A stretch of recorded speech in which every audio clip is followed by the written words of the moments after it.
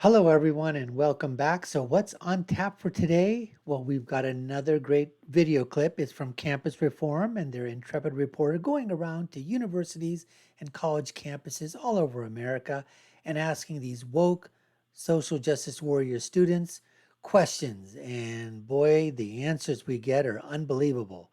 This time, he's asking, hey, did you know that these were quotes from President Trump's various State of the Union addresses? But what the students don't know is they were not made by Donald Trump. These were made by other Democrats like Joe Biden, Obama, and Warren, and Chuck Schumer, and others. We're going to get to all of that in the next few seconds, folks. But before we do, we just want to let you know that you're watching the Dr. Nasir Shaikh Show. I'm your guest host for today. My name is Dr. Nasir. And if you haven't already done so, subscribe to the channel, like, share, and follow us. Hit that notification bell. Let us know what you think in the comments below. Watch our other reaction videos as well. Let's get to this video right now. Told you all these quotes are actually 2020 Democratic candidates quotes. Ooh. I'm Captain Phillips with Campus Reform. This week, President Trump is giving his fourth State of the Union address. I'm in Washington, D.C., getting college students' opinions on quotes from that address. But what they don't know is that all the quotes are actually from 2020 Democratic candidates for president. Will that change their mind? Let's find out. The White House released an early transcript of the State of the Union. Going to get your reaction to a few of the more controversial quotes. Okay. Talking to black voters, trying to win their support, saying, quote, the other side is going to put y'all back in chains. What do you think of that one? That's inappropriate. That should not be spoken like that. I mean, I think that's just flat out racist. Nah, that's pretty horrendous. We should get a new president, probably. We shouldn't have someone like that as a role model for kids. I don't think anyone is trying to do that. Talking about North Korea, this administration's success will be judged on whether we can eliminate North Korea's nuclear weapons and verify they're gone once and for all. Well, that sounds very threatening, as if we're going to be executing him completely. That it's warmongering, and I also think that there's other things to focus on with North Korea than just nuclear weapons. I think it would be warmongering, but also it's just a part of his rhetoric to assert dominance and assert American exceptionalism, things like that. So That's his job. Oh my God, oh my God, oh my God. You know, he's just asserting American dominance. He's just talking about American exceptionalism. What the hell else do you expect from the President of the United States? Unbelievable. it doesn't really surprise me that he said something like that. Knowing him, he's very irrational and I'd say slightly inaccurate. Next up, talking about inner city violence and gun violence, saying, quote, those kids think they're going to get killed anyway because all their friends are getting killed. They just don't have any long-term focus or anything. It's a joke to have a gun. It's a joke to pull the trigger to them. Yeah, so, I mean, he's saying that because these are communities of people of color, and it's not even veiled racism, it's just racism. That's flat out ridiculous and very just not appropriate language, I feel like. Oh, what? I think that's pretty unrealistic. To kind of put all the blame for gun violence on those kids and not the people who are manufacturing them and the people who are selling them is an issue in and of itself. I feel like that's really belittling to the people in those areas to say, oh, they don't care, when there are many people who are trying to better their situation. Next up, talking about Israel-Palestine, obviously hot button issue for a lot of people. Quote, when Palestine and Hamas put rocket launchers next to hospitals and schools, they're using civilians to protect their military. I believe Israel has a right at that point to defend itself. What's your take? I think he needs to use more peaceful language, and I think it needs to be taken care of in a more peaceful, diplomatic way. I'm very pacifist, so I really don't support war, so I don't support any of that at all. Using that kind of language is very charged. He has Israel messed up. I mean, and a lot of people do, but him especially. I mean, Israel isn't the one that we should be backing at all. What if I told you all these quotes are actually 2020 Democratic candidates quotes? Ooh, I would believe you. They are. Interesting. Is that surprising? Yeah. These are actually all quotes from Democratic candidates in 2020. Oh, interesting. What do you think of that? I don't know. What if I told you these are actually all quotes from Joe Biden, Elizabeth Warren, and other Democrat candidates? Who said the chains one? Joe Biden. Joe Biden said that. Yeah. I I did not know that they said that. The In Chains one, it makes more sense in that context now. And whoever said that, like, that is concerning and not something Joe I Biden. agree with.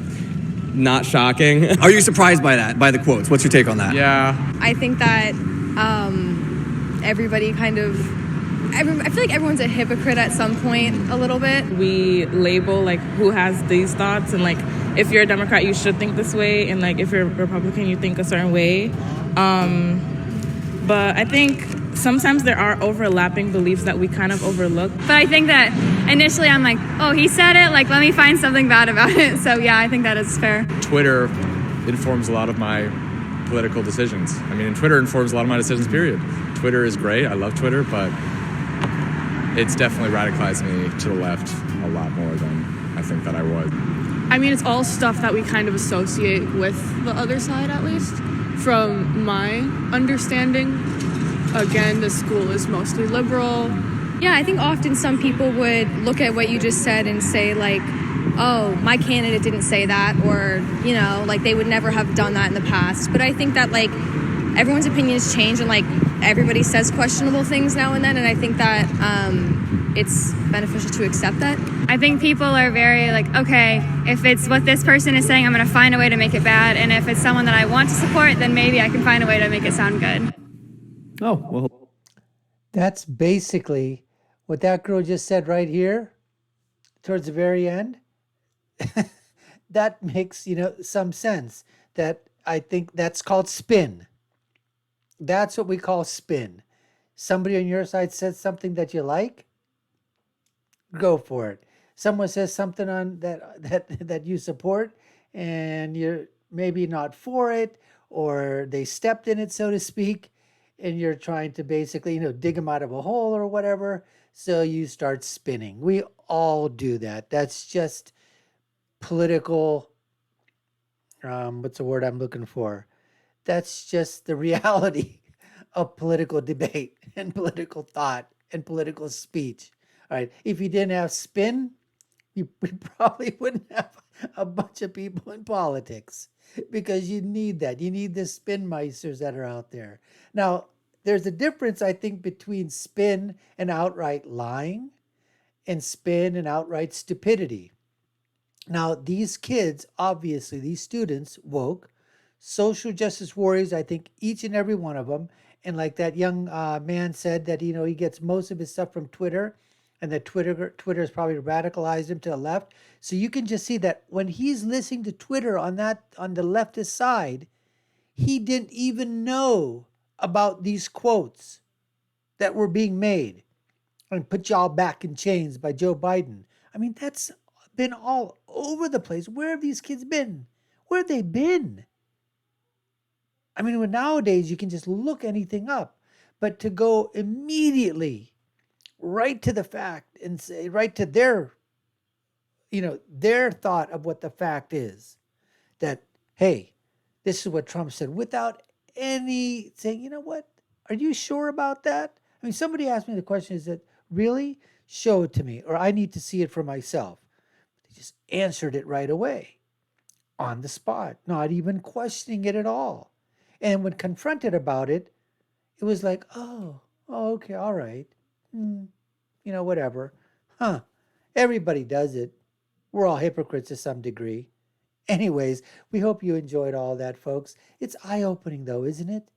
These are young kids, but like I said, they're at leftist, liberal, socialist, Marxist institutions. And they are absolutely, for 4 years of their lives, or 4 years or more of their lives, these students, our children, they're getting indoctrinated into the ways that are completely left of center, way left of center. And I really don't know what the answer to that is. The only thing we need to do is, as parents, grandparents, guardians of our children, if you're conservative, if you're America first, you need to instill those conservative values at an early age. And I mean, right when they're born, folks. Put a flag in the crib and a picture of Donald Trump right next to him in the crib. the mobile with a bunch of Trump stuff up there, baby. And United States first. Anyways, we appreciate you taking the time to watch. You've been watching the Dr. Nasir Sheikh Show. I've been your guest host. My name is Dr. Nasir. And subscribe to the channel if you haven't already done so. Hit that like button, hit that notification bell. And I'll leave you with my final thought, which is when you're right, and when you're left, you're wrong. We'll see you again next time, folks. Take care and stay safe.